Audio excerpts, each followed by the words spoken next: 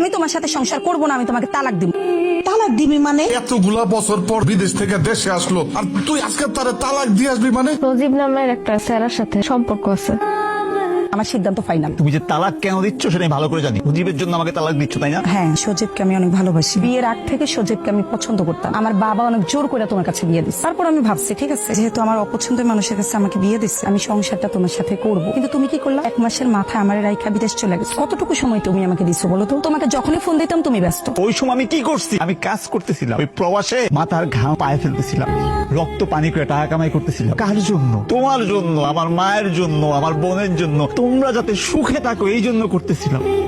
আমি তোমার কেন সময় দিই নাই? তোমাদের সুখের জন্য তো দিই নাই। এটাই কি আমার অপরাধ? তোমাদের সুখের কথা বাবাটাই কি আমার অপরাধ? তুমি যা করছো আমি সবকিছু মায়া নিচ্ছি। আমি এগুলা কোনোদিন মনে রাখবো না। আমি তোমার কোনোদিন এগুলা নিয়ে কোনো কথা বলবো না। তুমি চলো আমগোবাইতে চলো, আমরা আবার ঠিক মতো সংসার করি। আমি তোমার কথা দিতেছি, আমি কোনোদিন সজীব নিয়ে তোমার কোনো কথা বলবো না। আমার ভয় লাগে, পাগলামি করো না। চলো আমার লগে আমগোবাইতে চলো। দেখো, আমি তোমাকে বারবার বলছি আমি তো একজনকে ভালোবাসি, আমি তোমাকে ভালোবাসি না।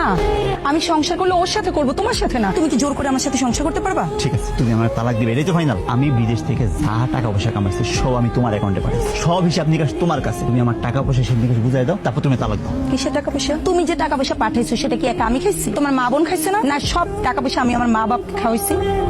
যে বউ তার স্বামী হিসেবে মানে না, বুঝে না, তুই তার লাগে দেখা করতে গেছিলি? কি করবো কও? কি করবি মানে? তুই গিয়া ছেলে ছেলে মানে স্বর্ণের আংটি।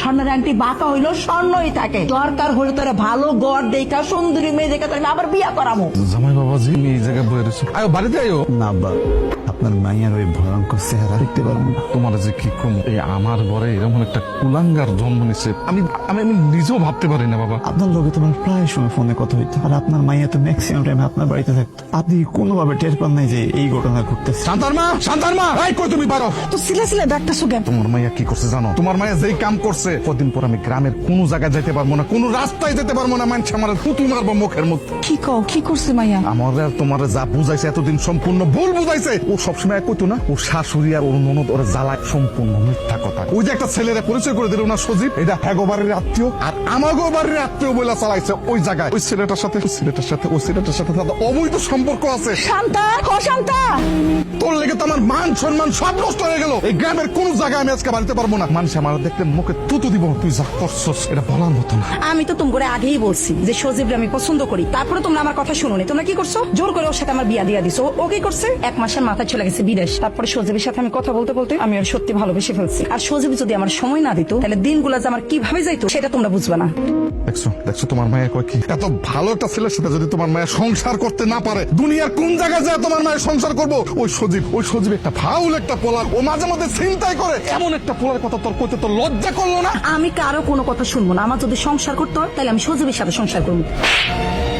কত বড় সাহস! নির্লজ্জ মাইয়া, এই বাপের সামনে দাঁড়ায় এই সমস্ত কথা কইতে তোর লজ্জা করলো না? তোমার মায়েরা বুঝাও যদি সংসার করতে হয় ওই সাহিদের লোকে করবো। এছাড়া দুনিয়ার কারোর সাথে আমি সংসার করতে দেবো না। বুঝাও ভালো করে।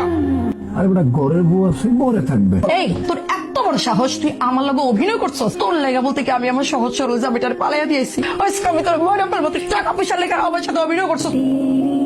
আমার তুমি ক্ষমা করে দাও। আমি জানি আমি অন্যায় করে ফেলছি, অন্যায় না পাপ করে ফেলছি। তুমি আমার ক্ষমা করে দাও। বিশেষ করো আমি আর কোনোদিন ওর কথা মুখে আনবো না। তুমি আমার ক্ষমা করে দাও। তুই যে কাজ করছস এই কাজের কোনোদিনই ক্ষমা হয় না। তোর এই অপকর্মের জন্য দুইটা পরিবারের মান সম্মান সব মাটির সাথে মিশে গেছে। রাস্তাঘাটে কেউ বাড়িতে পারে না।